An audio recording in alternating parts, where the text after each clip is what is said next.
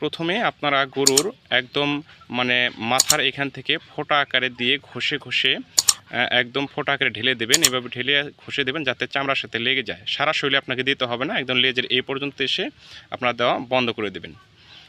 এইভাবে দিয়ে ওই দিনকে আপনারা গোসল করাবেন না এবং বৃষ্টিতে। আসসালামু আলাইকুম প্রিয় বন্ধুরা, আরেকটি নতুন ভিডিওতে আপনাদের স্বাগত জানাচ্ছি। আমার আজকের ভিডিও গরু, মহিষ, ছাগল, ভেড়া, ঘোড়া এবং কি কুকুর, বিড়ালের বহির্পরজীবী যেমন উকুন, আঠালি, লাইস, টিক, মেন্স এবং মাছি দমনে অত্যন্ত কার্যকর একটি ড্রপ, ইথিক্যাল কোম্পানির আইভারমেক 4-1 ভেট ড্রপ।